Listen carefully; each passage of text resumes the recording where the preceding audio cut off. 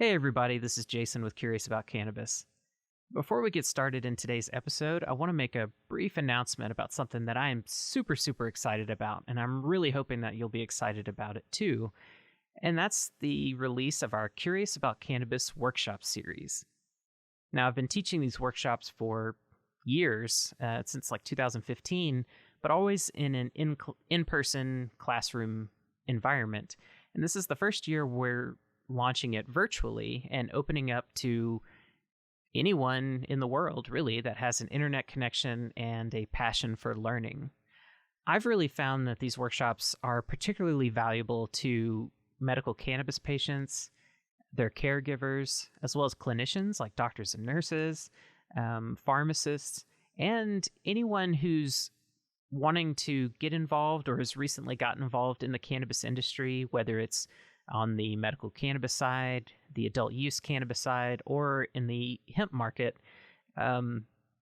This workshop series is really designed to not only provide you with a solid foundation of knowledge about the cannabis plant and about cannabinoids and the endocannabinoid system and all of these different concepts, but it's also designed to empower you with tools and resources so that you can find high quality information on your own and you can evaluate that information, and so that you can teach yourself once you leave the workshop and continue your education on your own. So it's not just about empowering you with knowledge, but also empowering you with the tools and resources to seek out more knowledge in the future, well after the workshop is over.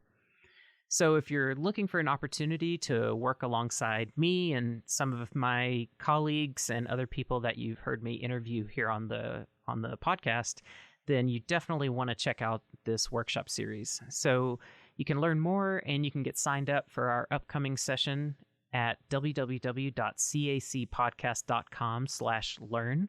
That's www.cacpodcast.com/learn. And as always, thanks so much for tuning into the podcast and continuing to support our work. And a special thanks to our patrons that have been supporting the podcast through recurring monthly donations. The podcast definitely would not have gone on this long without your support. So thank you so much. With our patron support, we've been able to now offer over 60 hours of educational cannabis and cannabinoid science content through the podcast platform. So I'm eternally grateful for that. So with that, thanks so much for entertaining this short little announcement, and let's not waste any more time. Let's get back to the show. I'm Janice Bissex. I'm a registered dietitian nutritionist and holistic cannabis practitioner at Jannabis Wellness.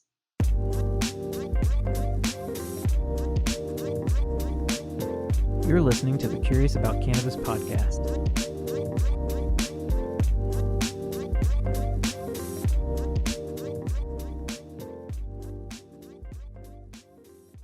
Hey everybody, this is Jason Wilson with the Curious About Cannabis podcast. Thanks so much for tuning in once again. So today I am very delighted to be sitting down with Janice Bissex, who runs a company called Jannabis Wellness and does all sorts of education work, and she's a registered dietitian. So we have all sorts of fun things to talk about in regards to diet and cannabinoids. Janice, thanks so much for being willing to come on the podcast today. Jason, it's great to be with you. Absolutely, yeah. And I'm stoked to dive into your story. For those listening, Janice and I just kind of recently became acquainted and through a couple of projects that we're collaborating on. And just Janice is a delightful person. So I know this conversation will be really good. I've been looking forward to it. And to those listening that aren't familiar with you and Jannabis Wellness and all that sort of stuff, let's just kind of go, I guess, all the way to the beginning, to where your journey started to discover cannabis and CBD and all this sort of stuff. So just let us know what does that look like? What were the sort of first baby steps that sort of started pushing you in that direction? Well, let's see. I've been a registered dietitian, nutritionist for quite a while, and I've done a variety of things. I've written some books, some cookbooks. I was a family nutrition expert. I had a radio podcast. Oh, nice. And a blog. And I've just done a lot of interesting things in my career. And cannabis never crossed my radar. I mean, I was in college and I had some friends who were very much into pot at the time and always wanted me to try it. And I was a nutrition student, a 4.0 student, and I was like, no, no, it's a gateway drug. It's bad. Just say no to drugs. And then Dare. yeah, yeah.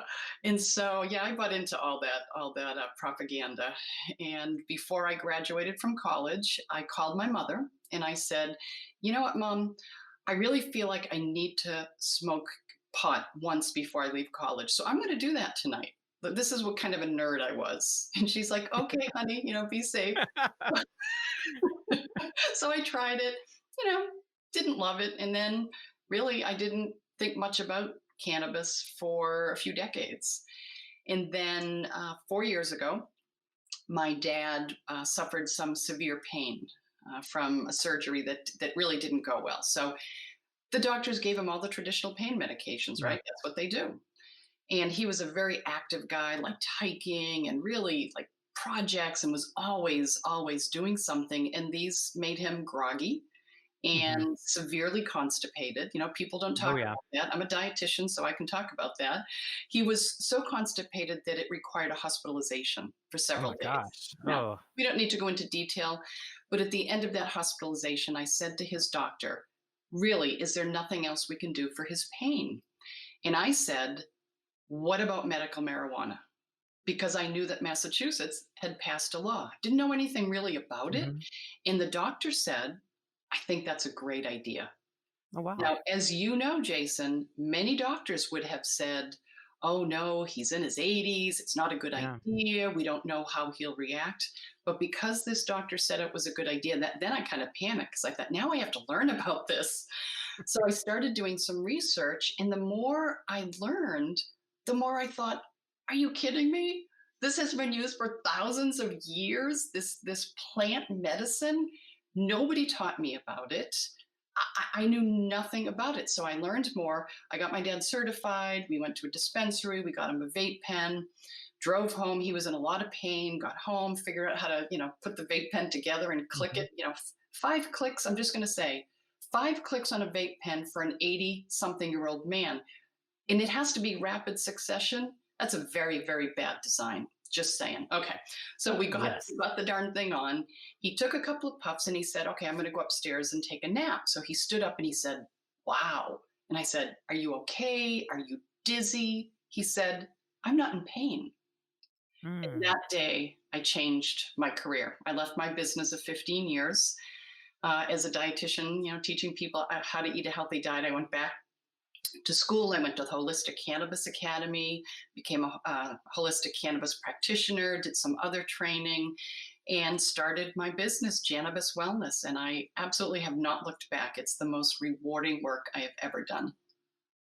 Wow, that's fascinating, and on several levels. I mean, um, one, using cannabis for pain, it is the most reported reason why people claim they use medical cannabis, but it's also a very controversial use among a lot of researchers because there's sort of debate about, well, does it help with acute pain or chronic pain? And you know, I, I've Well, I've talked with different scientists that are sort of like, I don't know if it actually helps with pain, and I'm a chronic pain survivor myself, so I'm like, I can tell you it does, but right, it is really fascinating that the doctor was so open to it. I mean, that's one reason why I said, "Oh wow," because right. especially with a new program that hadn't been really established well yet and everything. Right. And if the doctor had not had that reply, I would not be sitting here talking with you. Absolutely. I would have continued being a registered dietitian, nutritionist, developing recipes and doing spokesperson work. And that's what I would still be doing right now. And I'm very thankful to that doctor for being open minded and encouraging me. Mhm. Yeah, absolutely. And what did that educational journey that followed when you said, "Okay, I need to understand this and really dive into it"? Um, what did that look like, and what were some of the major takeaways as you began to learn more and more about cannabis, especially from your perspective as a dietitian? How did that kind of fit into what you already knew and understood really well. Well, at first it didn't fit in because I was just so shocked. I said, Hmm. I just couldn't believe that there is science. There is science to this. I mean, there are receptors and there's an endocannabinoid system, and it all makes perfect sense to me now. And Hmm. the fact that we still aren't training medical professionals about the endocannabinoid system and about medical cannabis, to me is it's such a tragedy, and it's Hmm. preventing so many people from finding relief using plant-based medicine. Yeah. So I guess at first I was just stunned, and then again the pieces started to fall together, and I said, "Oh, okay, okay, this is all coming together for me as to why it actually works." Yeah. And so when did you start to develop your Jannabis Wellness brand, and how did all of that come about?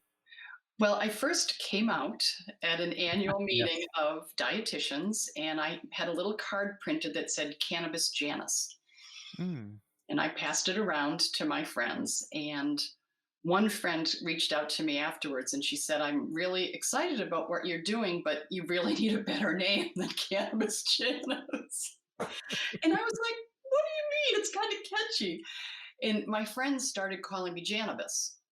Mm. They'd, "Hey, Jannabis, what's up?" So then I thought, okay, I need a more professional sounding business. So I became Jannabis. And I said it needs something. So Jannabis Health, Jannabis. So I went with Jannabis Wellness, and then Yeah. I started that and started counseling people.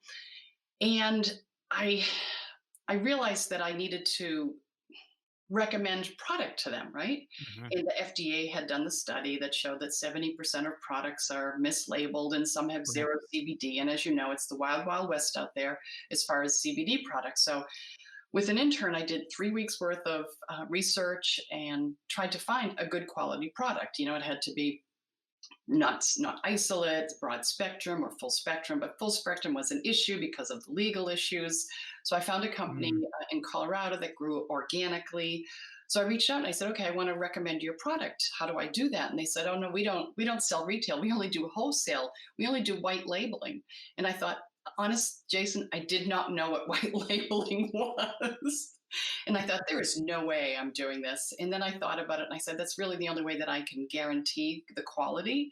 Hmm. So I did. I jumped in, all both feet, and I decided to source this broad spectrum CBD product from this a company, and I have my Jannabis Wellness label on it, and I have topicals and tinctures and water soluble and dog and cat chews for the four-legged creatures out there. And so that's what I do. I offer consulting, and then some people just order off my website. They just have heard about my product from friends, and they just order their CBD, and so it's Yeah.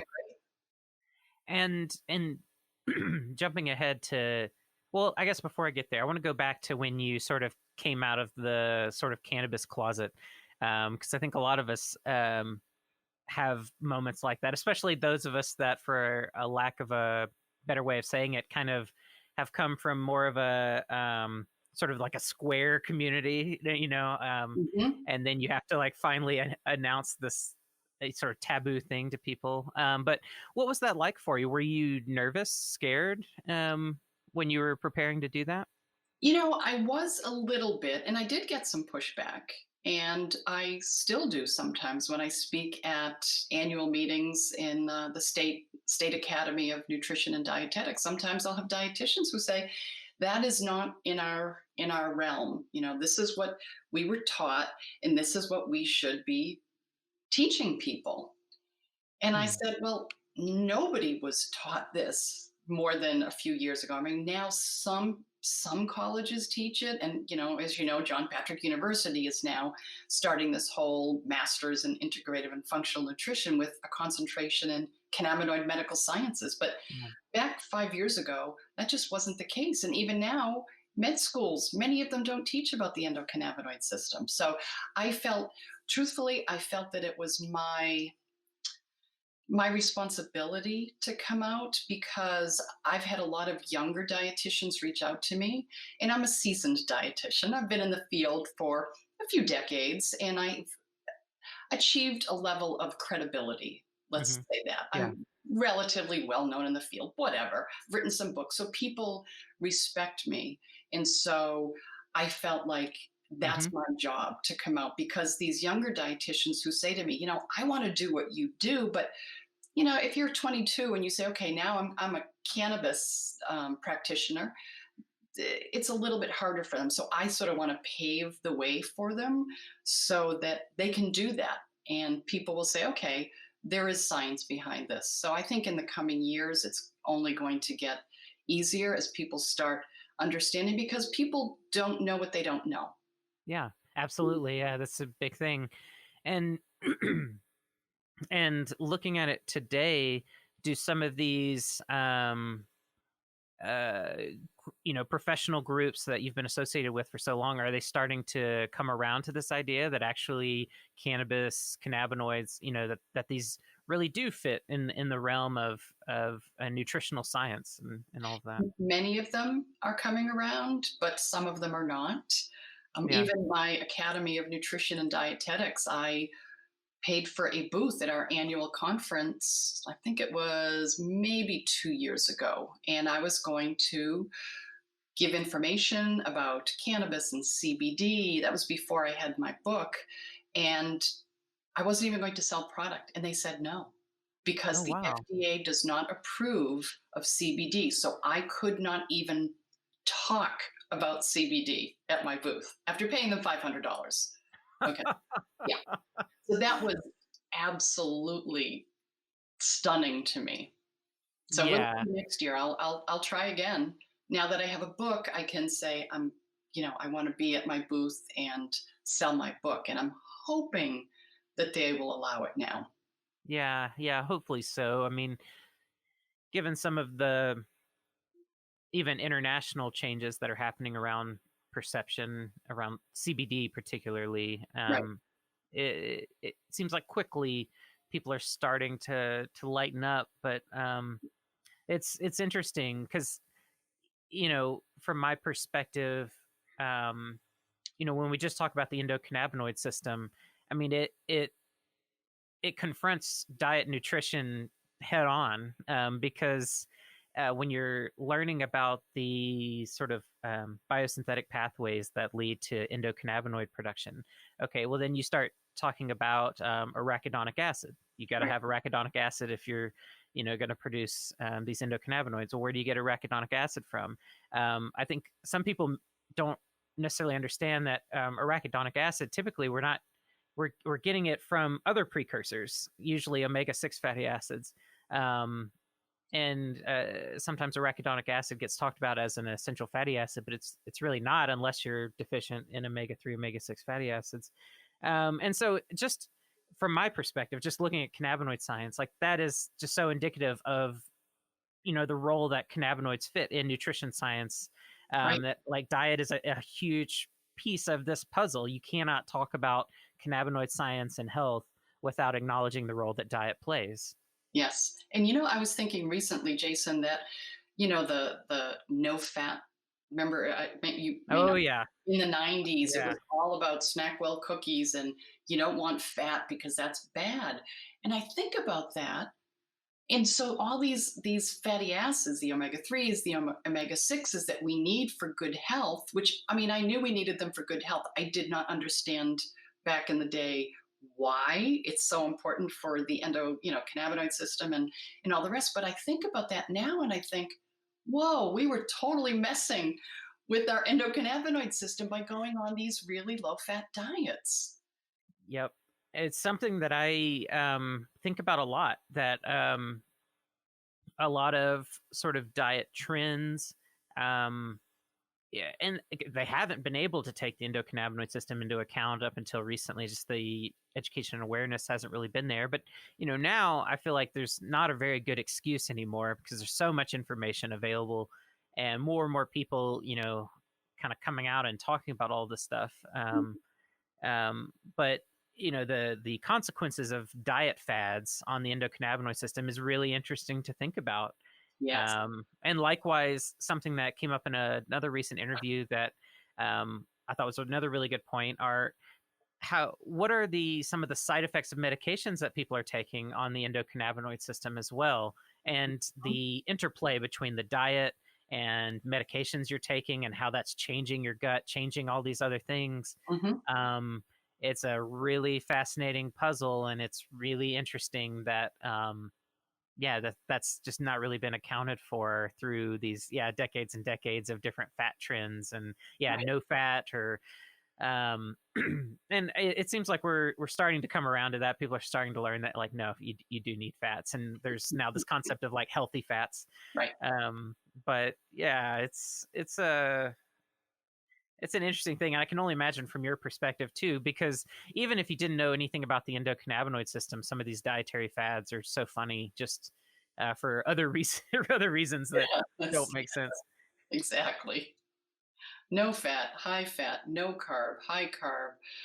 There's just so many fads, and it all boils down to, eat a variety of foods, mostly plants, high quality fats, nuts, beans, avocados, but that's not that sexy. I mean, I'm not going to sell a book Right. by saying, eat these kind of foods. So Yeah, and it's funny.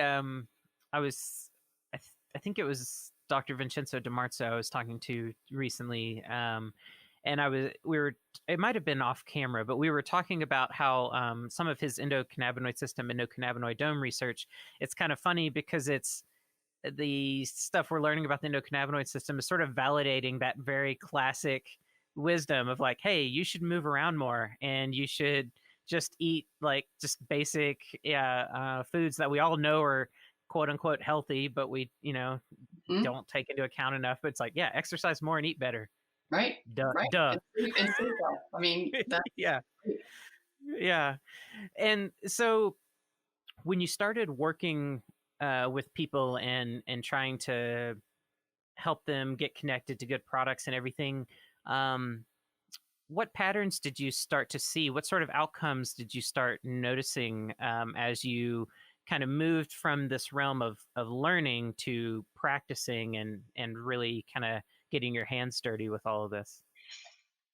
well,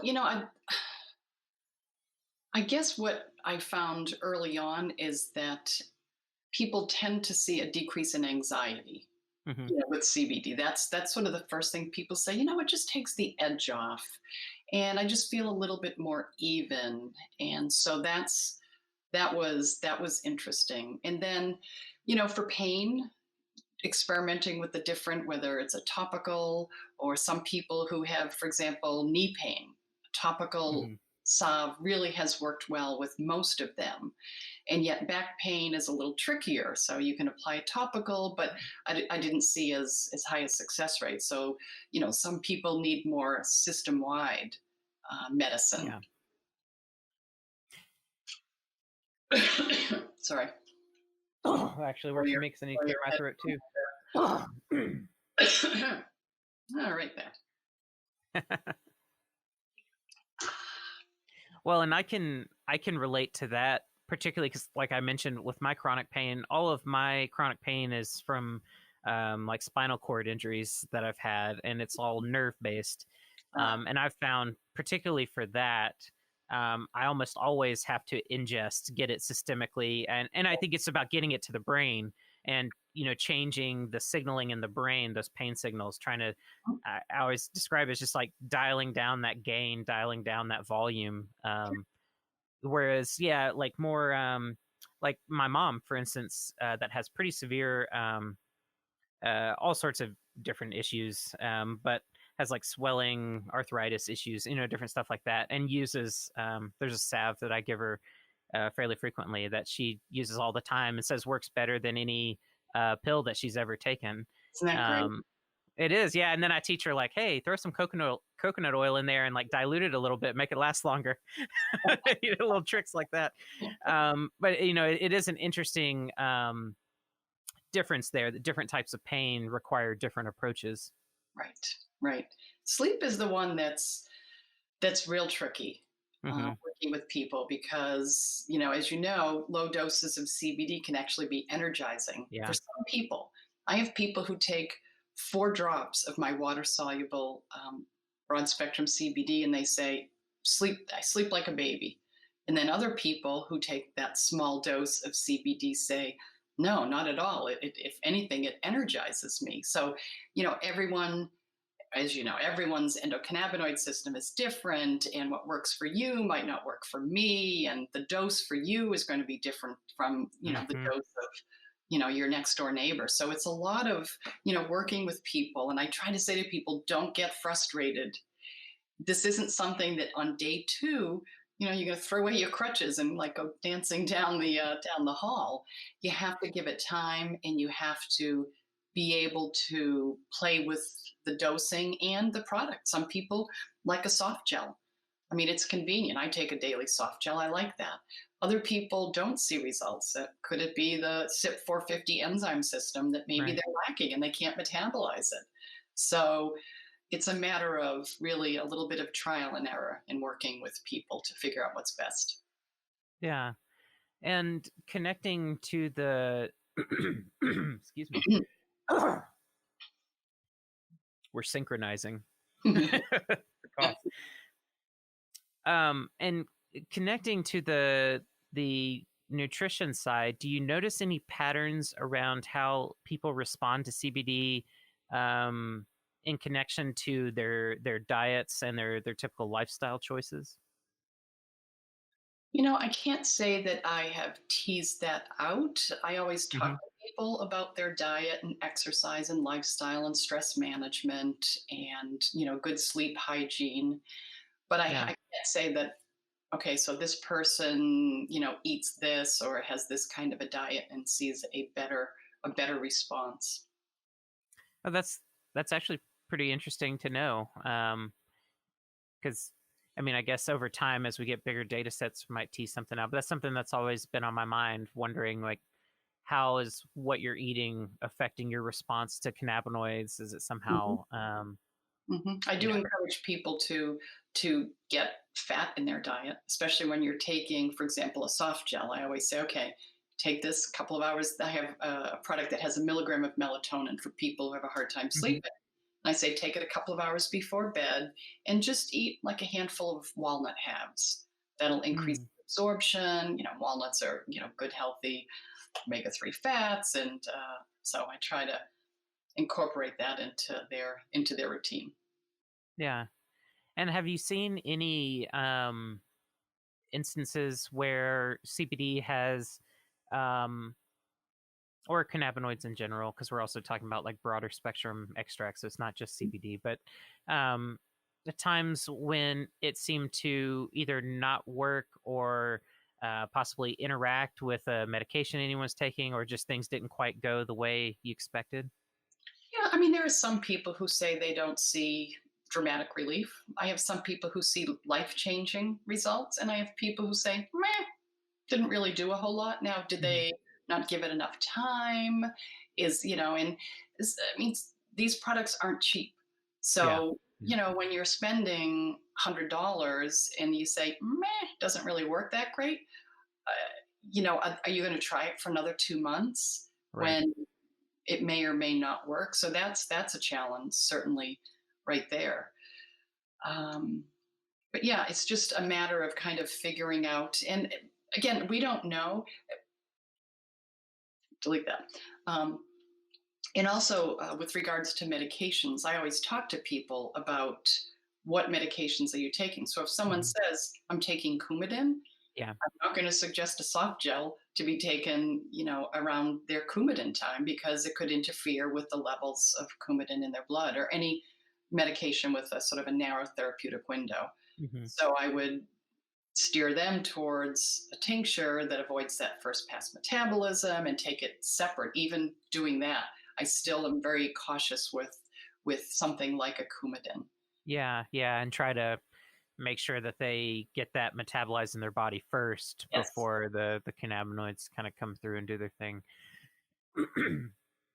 Yeah, I think that's a really smart approach.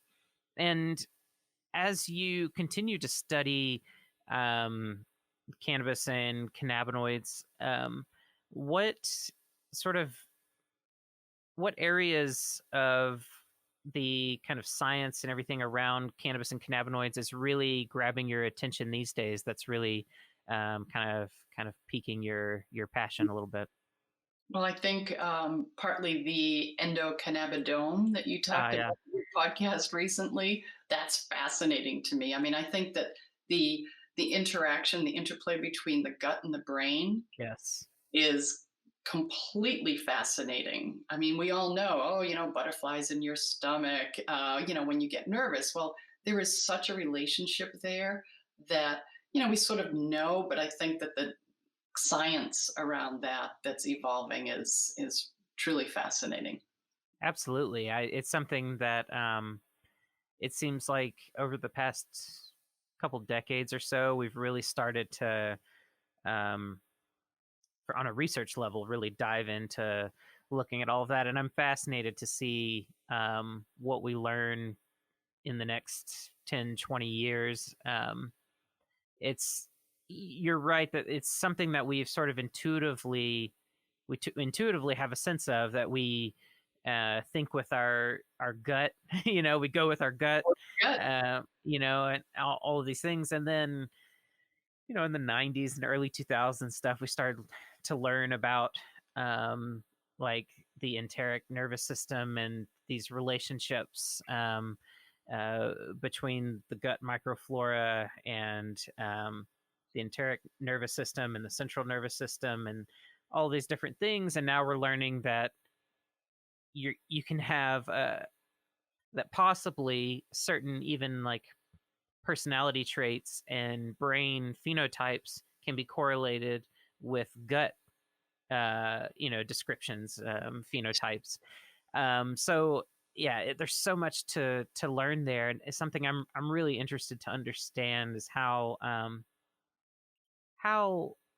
microorganisms in the gut might sort of be like manufacturers of drugs for us, that then pass along and possibly pass through intestinal walls and that sort of thing to get in the Mhm. blood. That's something I've really been thinking about a lot lately. And like, there's got to be some interesting things going on there that, so we still don't even understand necessarily like what's a good community of gut microorganisms to have. There's a few main ones that we studied, but it's still a lot there, and there's more cells in the gut microbiome than there are in your body. So it's Right. it's a big complex problem. But I agree. Yeah. A- And let's talk about your book. What did the development of that book look like? How long ago did you start working on it, and what sort of gave you the um, inspiration to want to write a book about CBD? The Simple Guide to CBD. Yep. Simple Guide to CBD, Fact, Fiction, and a Path Forward. So, I started this earlier this year, early 2020. And well, I had plenty of time since I had 8 talks scheduled and they were all canceled due to Yep. COVID. So I had time at home. So I just decided to put together it says simple guide. It is a simple guide. It's just, 40 or 50 pages. It just has a description of the endocannabinoid system and see what is CBD and what are other cannabinoids and what about dosing and what might it do for me and how do you take it, and then there's a journal in the back where you can write down what you took, how you Hmm. felt, just to help people find that minimum effective dose that we're Yep. looking for, and a little glossary. And I have a few recipes in here too, Oh, using nice. using CBD oil, just simple sugar and spice nuts. So you use some of the water soluble tincture and black bean brownies with peppermint. Oh, So it was just something that I said, I really thought it would be helpful for my clients. And then I said, okay, well, I may as well put it up on Amazon and have it available for anyone who wants more information, science-based information about CBD. yeah, and it's cool you're bringing up the idea of cooking with CBD, because cooking with cannabis is very popular in the sense of THC.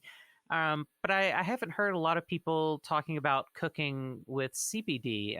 So that's really cool to hear that you've got recipes in there and everything. Do you have a sort of a preferred CBD infused food?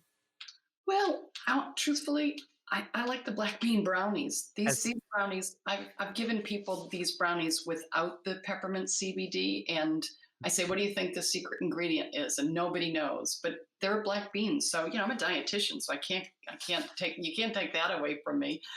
So it's got some nice fiber in there and some really great nutrition and protein, and yet it's got some CBD. So for some of my older clients, it's nice for them to be able to eat a little bit of something that Mhm. will give them relief, for the longer term. So that's Yeah. what I did. I have smoothies and pudding and a CBD tonic that's really great. It's got turmeric, cinnamon, and ginger. Ooh. Man, Yes. that's a little bit of honey. So Yes. so that was sort of a fun project to work on.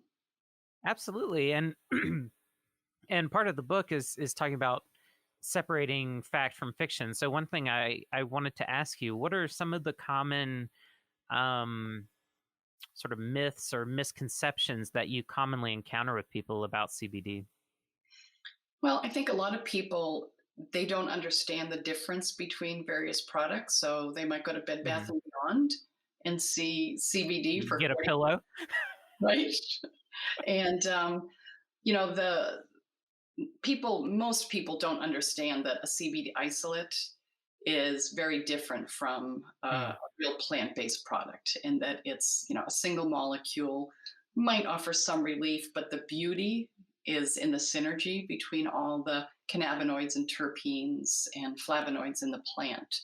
So I think it's a myth that all CBD is the same and equal, because we know that's not true. And there's another myth that THC is the bad cannabinoid.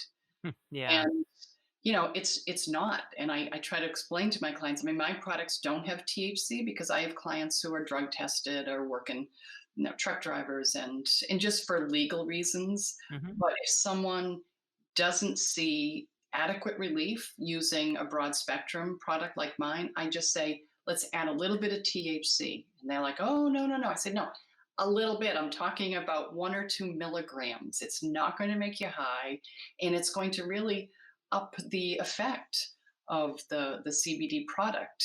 So I think that's a huge misconception that THC is bad, because people think of stoners who they just Hmm. overconsume THC, and they just end up being couch potatoes, and that still is people's perception of cannabis. Many people.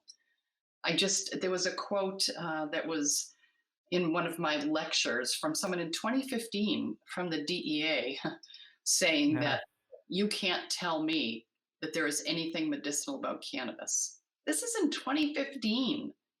I mean, yeah, I can see that back maybe in the 70s when it was all bad. There was so much rhetoric about it, and Sure. Yeah. nowadays, come on, there's enough information out there. There's enough science out there that you should have a clue about this. If Well, you're and in the it's getting to the point too where um almost everybody knows somebody who is using either THC rich cannabis or CBD or CBG hemp products on Yeah. a regular basis for therapeutic purposes. So, um, I've said y- that many times, that until you or someone you love finds relief using this plant, you probably won't fully understand. And I yeah, did. I'm guilty of that. Again, I grew up in the just say no generation, and I bought into that. I didn't think, I was like, yeah, medical marijuana. I didn't get it. I totally didn't get it. I'm mm, embarrassed by the fact that I didn't know that. But and I think that right now, the doctors out there and the medical professionals who say there's not enough research, or you don't want to mhm. do that because you're old and it might interfere. I think they have, honestly, a professional and moral obligation to be educated, to Yeah. pursue it. education. I mean, it's fine that they don't understand. You can't fault them for that. They weren't trained in that. I was not trained in it. So you can't fault them for that. However, it wouldn't take much for them to get a little bit of education and to just sort of reach out and learn about this. Because once you learn about the endocannabinoid system, it's kind of like, oh, well, duh. That's why this plant works, because we have receptors for that will accept both our endogenous cannabinoids, anandamide and 2-AG, but also the cannabinoids in the plant. Yeah. So, I mean, once you learn it, it's just like, that I could have had a V8, you sort of hit yourself in the head and say, I can't believe I didn't know that. But I do think that medical professionals, they do have an obligation to learn about. I I really agree, and I think they might have been in that endocannabinoid dome episode you referred to, but I think I made a comment that in the near future, given the way that research is progressing and how clear, um, you know, that these systems are involved in every part of our physiology, it seems like, that it would, like, at what point does it become medical negligence to not have education about that? If a doctor practiced medicine and let's say they were treating somebody for an inflammatory disease, and they didn't understand what like leukotrienes are or prostaglandins or something, or if someone was treating a psychiatric disorder and they didn't understand serotonin receptors and adrenaline and GABA and glutamate, it relates to that. It's like you at this point you have to know this. I mean, it's a critical part of understanding human physiology, and to not just even understand that it's a thing is going to mean that you're going to be practicing medicine, um, just ignoring this thing that touches everything else. Right. It's Yeah, I agree. I do think that there's at this point so much information is available that there is an obligation now on healthcare providers to at least understand basics. They don't have to understand in detail everything, and I understand that doctors are super busy, and just the Right. healthcare system is a big machine, so you're just Yeah. constantly dealing with stuff. But I think in that episode one thing I mentioned was just acknowledging that the endocannabinoid system and the endocannabinoid dome is a thing. Just acknowledging that is a huge step forward, because then when people come to you and say, I'm interested in cannabis or cannabinoids, or I've been trying this and it seems to be helping, it's just your perspective is so very different. And the way you're going to process what your patient says to you is going to Yes. be very different. Mhm. And instead of that knee jerk reaction of, we don't know about this, like, I don't know, just say no, it becomes a thing of like, okay, yeah, I have some basic sense of, yeah, that's probably doing something. Let's look into that and chart what's going on and just see. Right. Um, And it's interesting because a lot of patients will not mention to their doctors that they are yeah. using cannabis to help treat a disease, which is that's awful that they don't feel like they can share that because they fear that they will be judged. And they are judged by some doctors and medical professionals. So, and if a doctor doesn't fully understand, which again, that makes perfect sense, they at least should be open to it and say, there is some good research on this. I am not an expert, but here is who you can talk to about it. Yeah. It's when I was a dietitian, people would come and say, oh, my cousin has diabetes. Could you help? I am not an expert in diabetes. That's not my expertise. But there are people out there who would be better able to help. Hmm. So I think at least being open to it and referring out to Hmm. either a doctor or a cannabis practitioner or a nurse or someone who has been trained in this, I think it is their obligation to do that. Yeah, I mean, it's part of what a healthcare professional, the pledge that they make, trying to, I mean, not only to minimize harm and everything, but to, also steer their patients towards the information that they need. As healthcare professionals, it's like you're the gatekeeper the patient doesn't know. They're coming to you with a problem. It's up to you to send them on a path that's, you don't have to be the know-it-all that is going to address every problem. You just have to facilitate that process of getting them along their way. Right.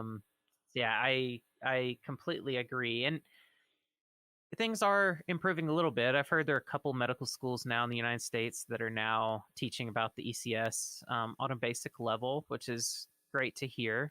Hmm. And so, who knows? Maybe in 10 years or so, 15 years, maybe it'll be a common thing. But you still got to educate all the doctors that have already graduated. True. And so, what are your thoughts on CBG as that's now entering the hemp market and starting to become really popular? Are you running into people that are starting to ask about CBG? Is it starting to become because it's something that I think is more probably bigger out here in Oregon, where all the hemp farmers are diving in and growing it all. But I've wondered, on the East Coast and everything, if it's really caught on out there. No, I've never had anyone ask me about CBG. I mean, I've followed it and I'm very interested in it, but no one has ever asked me about CBG here on the East Coast yet. Yeah. Yeah, I'm sure they will probably this time next year. It usually takes about a year. So, yep. And what about CBN? That's another cannabinoid that's becoming really popular in the hemp space that's being blended with CBD a lot. Is that something that you're working with? I don't have a product yet, but I have looked at various products of CBN for my clients who have issues with sleeping. And, that's a good cannabinoid. It's a little sedating and can help some people sleep. And I've had mixed results when Hmm. I've shared CBN products with friends mostly. Um, so I think there's a lot of potential there too. I think it's all the cannabinoids are fascinating, and I think Hmm. in the coming years that it's just going to be even more exciting when we start incorporating the CBGs and the CBNs and some of these other minor cannabinoids into products. I think it's going to be exciting. Oh yeah, absolutely. And it's going to become a little overwhelming too, because already um, I'm being exposed to products that have I'm used to seeing ratios of THC to CBD, but now Right. we're seeing ratios of CBD to CBG to CBN and all of these permutations in between. And someone filed a patent on a CBC dominant cannabis variety that they genetically modified and made. So we're probably going to start seeing CBC dominant cannabis extracts hit the market in the next couple of years. Wow. So it's just like, it's like if people think it's confusing now, it's about to get a whole lot more confusing. But it is also exciting because it also means there are more tools Right. available to Right. explore and a lot more to learn about. Um, so I'm really, really interested to see how that goes. Hmm. And where you are in Massachusetts, I mean, you've mentioned a few of the different products like tinctures and soft gels and everything, but um, what do you find that people tend to gravitate to the most? Are they tending to kind of primarily aim towards topicals and tinctures, or what seems to be most popular? It depends on the person, but I Yeah. would a general tincture for under the tongue is very popular. I think some people prefer that the daily soft gel just because it's convenient Hmm. and you only have to dose once a day for the most part. But topical is great for a lot of people too, especially people who are afraid. There are people who are afraid to take CBD internally. They Hmm. just they don't take any medications, or they do take medications and they're afraid of an interaction. Yeah. So, I look at a topical sort of as a gateway to to CBD. They see, oh wow, it's effective when I put it on my knee, decreasing Hmm. inflammation. I wonder what would happen if I ingested it.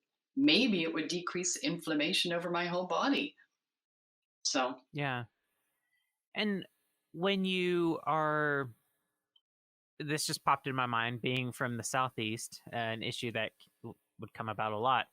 Um, if you're talking to someone who is resistant to trying CBD or cannabis, do you ever run into like religious dilemmas, or where someone feels that, like, because of their background in church or whatever, that like cannabis is off limits? Do you ever have to talk people through that kind of issue?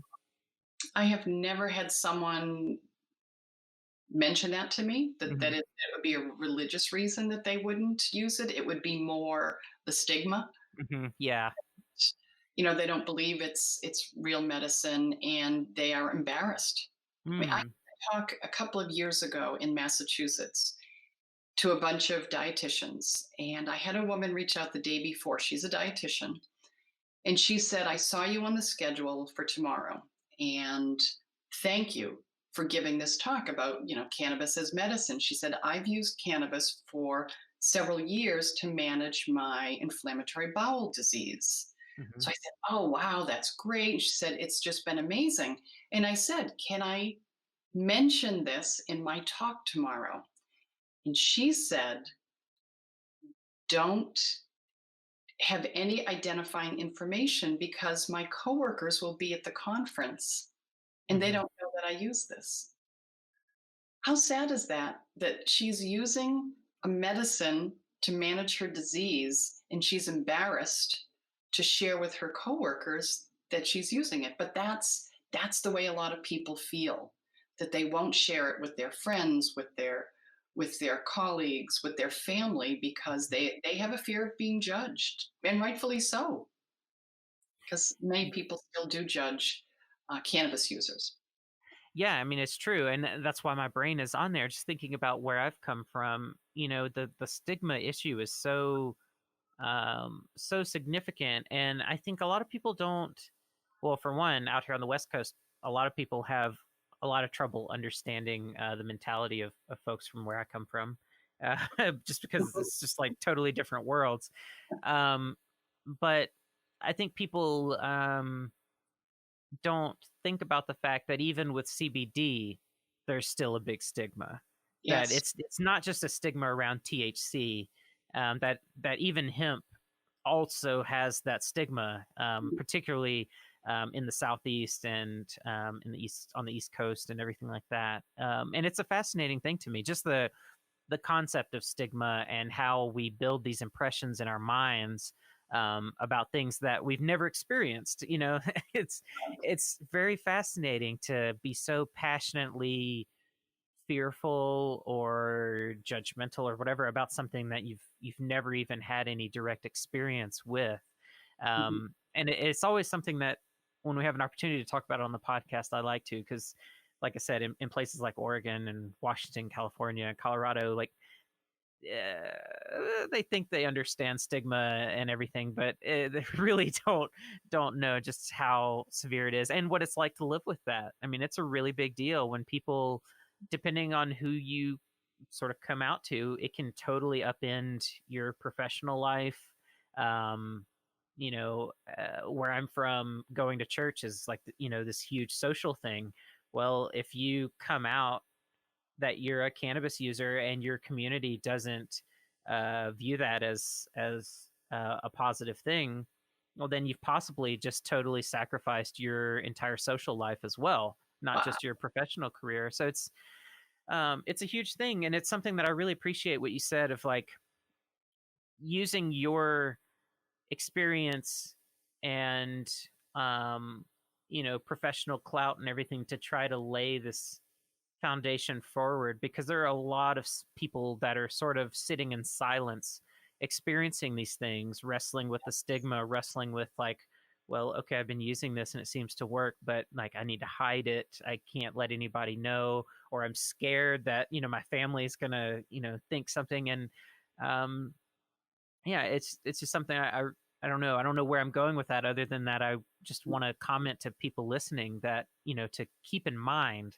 that that is still a dynamic to this. And when we're talking to people that are new to cannabis and CBD, no matter the context, we kind of have to, I don't know, it's important to approach it in a way that's very sensitive, and don't make assumptions, that people aren't wrestling with those sort of taboos and stigmas and things. Exactly. Right. And so what's kind of on the horizon for you now? So you've dialed in this product brand that you trust, that you've been getting experience, getting people connected to and seeing how they're responding. You've got this new book that you're connecting people with. So and of course COVID has upended things for so many people this year, definitely myself included. Likewise, I had all sorts of things scheduled out, and Hmm. traveling, speaking engagements, all sorts of different things, and that all totally changed. But what does sort of the more immediate future look like for you? And yeah, what are you excited about? Well, I'm excited about teaching my cannabis therapy class in Yes. January at John Patrick University. That's exciting, and that's keeping me very busy.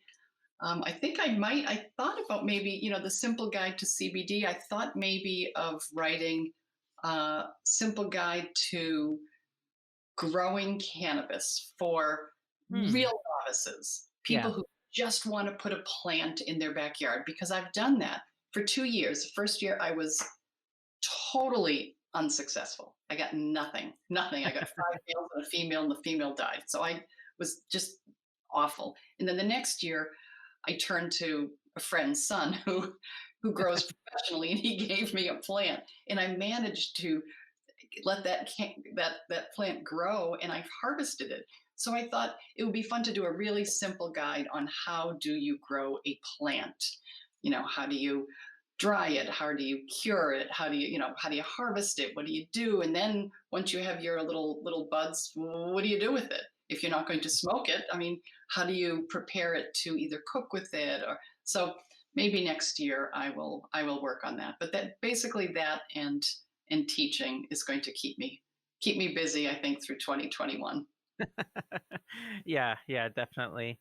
Well, I think that would be really cool because a lot of the cultivation books that have been written are really geared towards people that are trying to grow cannabis for sale, whether black market or legal. It's like more, it's intensive and a lot of detail and a lot of like colloquial language that may not make sense to somebody who's totally new. Yes. So, yeah, that would be cool, especially if it's like the book that you have, just like 40 pages and just nuts and Yep. bolts.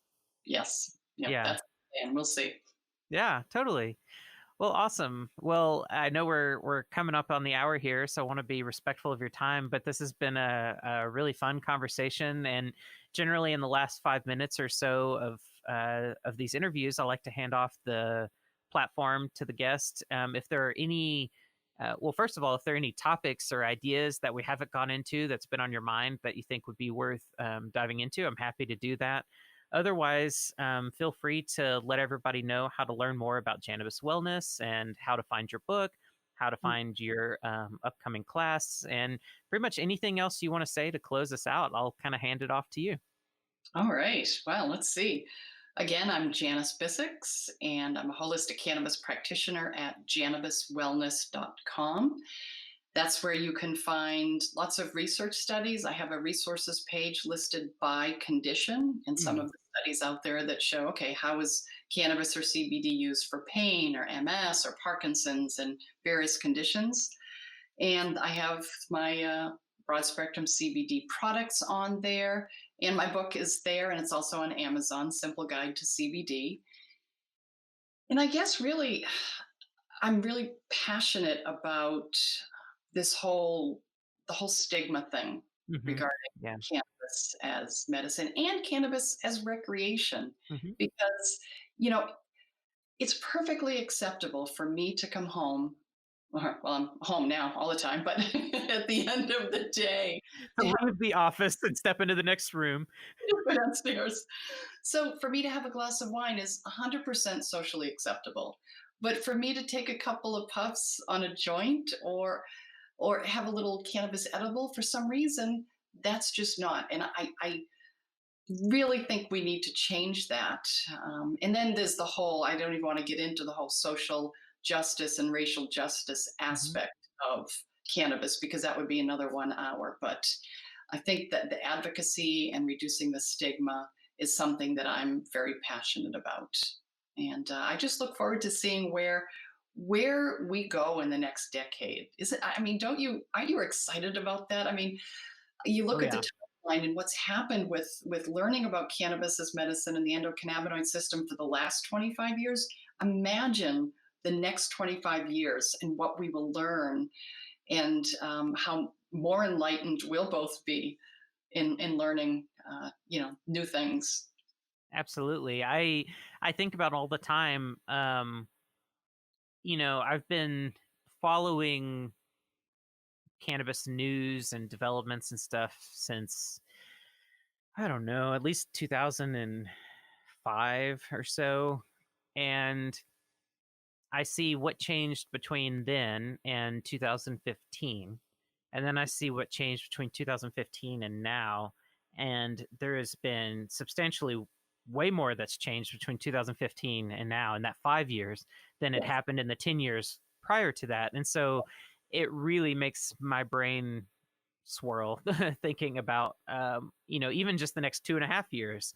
As especially one thing I've commented on before, but one thing that excites me about hemp is the possibilities of universities to finally start to work with cannabis and cannabinoids, and for students to finally start to have some opportunities to work with it in the lab, to publish papers, to do senior projects, and really start to feed this already growing tidal wave of research that's coming in Hmm. every single month. And so, I think that's going to be the beginning of sort of one of the next big shifts that's going to drive a lot more information coming in. Is and once universities accept it, don't see it as a federal liability anymore to work with the plant.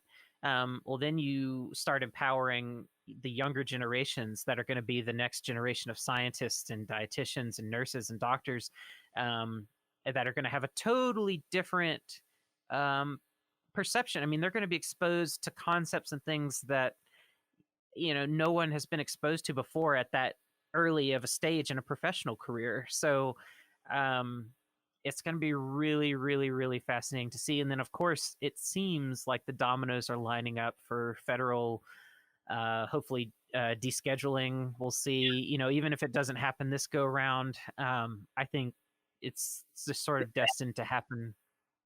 Yeah, so absolutely. I'm really, really excited to see what happens in the next 10, 20 years, and to be a part of that evolution is really exciting, and something that some ideas I'm particularly nursing is, in the next 2 or 3 years, I really want to start to try to tease out beyond the cannabis plant, how are other medicinal plants and agricultural crops affecting the endocannabinoid system, and starting to, get a more holistic idea of what's going on with cannabinoids and the endocannabinoid system. And because I do view cannabis as being this sort of a launching point to somewhere else. I think the cannabinoids in the cannabis plant are amazing molecules, and the cannabis plant itself is an amazing medicinal plant.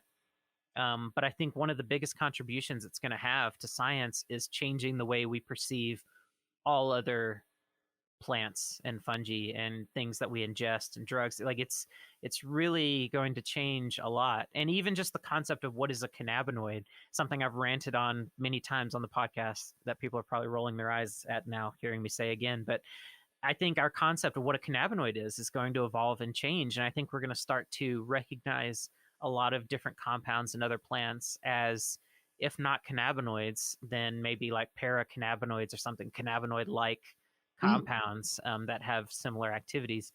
And that it's just going to be a domino effect. We're going to we're going through a change in how we see health and wellness and food and everything else, and cannabis is a big part of that. So yeah, I'm super stoked. All right, well, thanks so much, Janice, for being willing to chat with me for the hour. Everyone that's listening, thanks for tuning in and making it through the hour with us. If you want to learn more about Curious About Cannabis, go to cacpodcast.com or find us on pretty much most of the social media channels: Facebook, Instagram, Twitter, LinkedIn, and YouTube.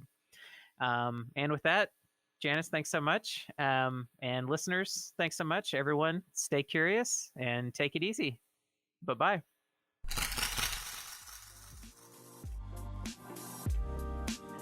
If you want to learn more about cannabis, check out the Curious About Cannabis book on Amazon.com and other major online book retailers.